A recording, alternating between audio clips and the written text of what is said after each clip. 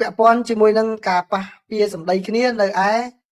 អង្គការសហប្រជាជាតិណាមកនៅក្នុងវេទិកាតាក់ទងជាមួយនឹងជនភៀសខ្លួនណាបាទនេះគឺជាខ្ញុំបានដកស្រង់ពីសារព័ត៌មាននានាទាំងសារព័ត៌មានថៃនិងសារព័ត៌មានកម្ពុជានិងសេចក្តីថ្លែងការណ៍របស់ភាគីកម្ពុជាផងអញ្ចឹងខ្ញុំសង្ខេបជូនប្រិមិត្តដោយរូបដែលខ្ញុំដាក់នេះគឺដកស្រង់ពីកាសែត The Nation អញ្ចឹងគឺខ្ញុំសូមចាប់ផ្ដើមដំបូងពីខាង The Nation មុនមកបាទ The Nation ក៏ថាគឺតំណាងរងអចិន្ត្រៃយ៍របស់ភាគីថៃណាបាទបានឆ្លើយតបជាមួយនឹងភាគីកម្ពុជាវិញភាគីថៃហ្នឹងគឺអ្នកស្រីប្រាថ្នាឌីសយ៉ាតាគាត់ជាតំណាងរងអចិន្ត្រៃយ៍របស់ប្រទេសថៃប្រចាំនៅទីក្រុងហ្សឺណែវហើយការឆ្លើយតបរបស់អ្នកស្រីគឺពាក់ព័ន្ធក្រោយពីលោកឯកអគ្គរដ្ឋទូតរបស់កម្ពុជាប្រចាំនៅអង្គការសហប្រជាជាតិហ្នឹងក៏បាននិយាយនៅវេទិកានោះតាក់ទងជាមួយនឹងបញ្ហាជនភៀសខ្លួនហើយអ្នកស្រីបាននិយាយថាអ្វីដែលខាងតំណាងកម្ពុជាបាននិយាយក្នុងពេលកន្លងមកគឺទឹកដីដែលកម្ពុជាថានោះគឺថានៅក្នុងដែនអធិបតេយ្យភាពរបស់ថៃហើយថៃបានបញ្ជាក់ចំហរបស់ខ្លួនដោយថៃក៏ថាសម្ដែងការសោកស្ដាយយ៉ាងខ្លាំងក៏ប្រភេទ deep regret សោកស្ដាយយ៉ាងខ្លាំងដែលកម្ពុជាប្រើប្រាស់វេទិកាពហុជាតិសាសន៍នេះបាទតំណងពហុជាតិសាសន៍នេះដើម្បីផ្សាយនៅព័ត៌មានដែលថៃក៏ចោទថាជាព័ត៌មានមិនពិតបាទតកតងជាមួយនឹងរឿងកម្ពុជានិងថៃនេះដើម្បីទទួលបាននៅបាទការចំណេញខាងនយោបាយ for political gain បាទហើយតើលោកខាងតំណាងរបស់កម្ពុជានឹងបានថ្លែងថាម៉េចខ្ញុំជម្រាបជូនដោយសង្ខេបគឺលោកឥន្ទរាដែលជាឯកអគ្គរដ្ឋទូតខ្មែរឬថាតំណាងអចិន្ត្រៃយ៍របស់កម្ពុជានៅអង្គការសហប្រជាជាតិនៅទីក្រុងហ្សឺណែវនោះគាត់បាននិយាយពាក់ព័ន្ធជាមួយនឹងការដែល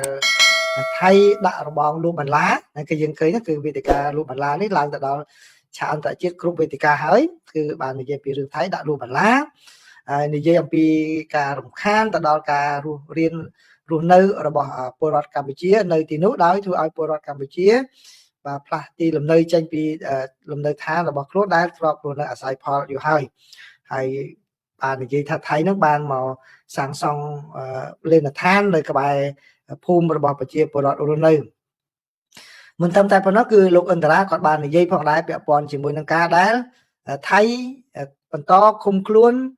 យោធិនរបស់កម្ពុជាចំនួន18នាក់បាទនៅក្នុងក្របការគ្រប់គ្រងរបស់ថៃថាជា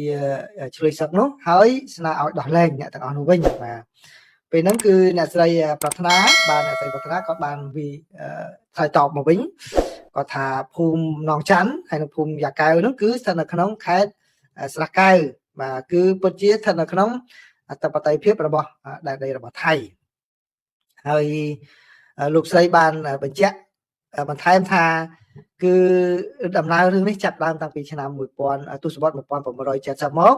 ដែលថៃបានធ្វើការងារចូលលើគោលការណ៍មនុស្សធម៌និងការក្តីមេត្តាករុណាដោយបើកព្រំដែនរបស់ខ្លួនដើម្បីទទួលប្រជាពលរដ្ឋកម្ពុជារាប់ពាន់នាក់ដើម្បីគេចចេញពីសង្គ្រាមស៊ីវិលនៅក្នុងប្រទេសកម្ពុជាបាទហើយអ្នកស្រីបានបញ្ជាក់ថាគឺមានជំរំបណ្ដោះអាសន្ននៅក្នុងទឹកដីថៃហ្នឹងគឺដែលដំណើរការដោយ UNHCR បាទបើទោះបីជាយ៉ាងណាក៏ដោយគឺនៅពេលដែលចំនួនបានបញ្ចប់ប្រជាពលរដ្ឋកម្ពុជាមួយចំនួនគឺនៅបន្តនៅតំបន់នោះដោយមិនត្រឡប់ទៅវិញនោះទេបាទហើយអ្នកស្រីបាននិយាយថាមនុស្សធម៌បាទអំពើសកម្មភាពមនុស្សធម៌របស់ថៃមិនគួរណាទៅបានសងមកវិញដោយពីកម្ពុជាដោយទង្វើបែបនេះនោះទេបាទហើយអ្នកស្រីបានបន្តការពារប្រទេសថៃថាយោធិនរបស់កម្ពុជាចំនួន18រូបដែលត្រូវបានចាប់ខ្លួននោះគឺចាប់ខ្លួននៅក្នុងអំឡុងពេលកំពុងតែប្រយុទ្ធគ្នាដែលជាការប្រយុទ្ធមួយដែលកម្ពុជាបានរំលោភចូលទៅក្នុង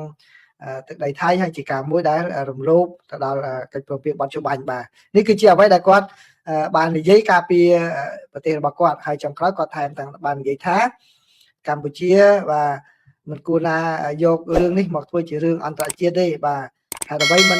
មិនដោះស្រាយគ្នាដោយយន្តការទ្វេភាគីដើម្បីឲ្យបានរឿងនេះចប់ហើយអ្នកស្រីបានបញ្ជាក់បង្ហាញចង់បាននៅចេតនាបរិសុទ្ធពីប្រទេសកម្ពុជា នៅក្នុងការដោះស្រាយបញ្ហានេះដោយប្រើដំណោះស្រាយការទូតបាទនៅក្នុងពេលអនាគតបាទនេះគឺជាអ្វីដែល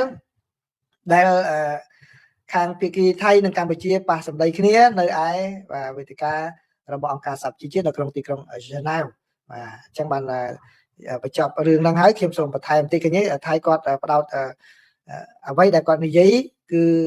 ចាប់ផ្ដើមស៊ីសង្វាក់គ្នានៅលើនៅវេទិកាអន្តរជាតិហ្នឹងបាទវាតាមធម្មតាទេរវាងអ្នកការទូតគឺអ្វីដែលគាត់និយាយនៅវេទិកាអង្គការសហប្រជាជាតិក្តីបាទអ្វីដែល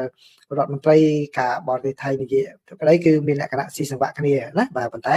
ជាមួយនឹងក្រមយោធាគឺអត់ស៊ីសង្វាក់គ្នានោះទេបាទអញ្ចឹងគឺដូចដែលបានជម្រាបក្នុងពេលកន្លងមកអញ្ចឹងគឺថៃក៏តែងតែនិយាយថាខ្មែរមិនគួរណាយករឿងនេះទៅវេទិកាអន្តរជាតិទេបាទពីព្រោះកាលណាយកទៅគឺដូចកាន់តែបកមុខគាត់ហើយអញ្ចឹងតទៅមុខបាទបើខ្ញុំវិញណាបើខ្ញុំវិញបើយើងគួររកមានទង្វើមួយចំនួនដែលមាន2ចំណុចគឺ highlight ចំណុចដែលកម្ពុជារងគ្រោះដោយសារចន្ទនភៀសខ្លួនហ្នឹងដូចជារឿងព្រំខ្មោចព្រំអីហ្នឹងឃើញលោកគ្រូមេងលីក៏ថតឬក៏ប្រកាសរកថតហ្នឹងបាទបើសិនជាថតអាហ្នឹងបានចេញ subtitle ជាអង់គ្លេសឬក៏ចេញជា voice over ជាអង់គ្លេសទៀតហើយផ្សព្វផ្សាយទៅអន្តរជាតិធ្វើ launch នៅក្រៅប្រទេសទៀតដើម្បីឲ្យគេបានដឹងទៀតហ្នឹងក៏ជារឿងមួយដែរណាហ្នឹងគឺបានន័យថា counter អ្វីដែលគាត់និយាយគឺបានន័យថាឬក៏ប្រវត្តិនៃការដែលធ្វើជាមួយនឹង UN ហ្នឹងយ៉ាងម៉េចគឺថៃបាន benefit មិនផលប្រយោជន៍មិនអាហ្នឹងមួយ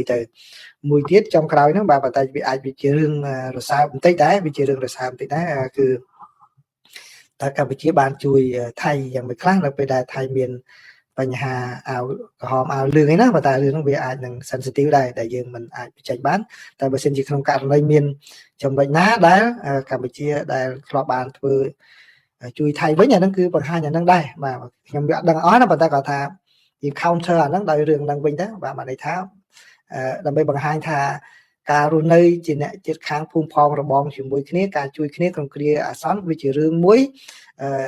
ចាំបាច់ហើយណានេះជារឿងធម្មតាក៏ប៉ុន្តែក្រោយពីជួយហើយអ្នកកុំគេចំណេញពីភាពរងគ្រោះរបស់ប្រទេសមួយទៀតហ្នឹងយកផលចំណេញទៅលើគេហ្នឹងទូយ៉ាងដូចជារឿងជនភៀសខ្លួនហ្នឹងបើយើងរងគ្រោះគេជួយយើងអស់ប៉ុន្តែទន្ទឹមនឹងហ្នឹងណែយកប្រៀបជាងដោយការគូផែនទីឯកតោភាគីឬក៏យ៉ាងម៉េចយកមកអនុវត្តអាហ្នឹងជារឿងមួយដែលវារំលោភច្បាប់អន្តរជាតិណា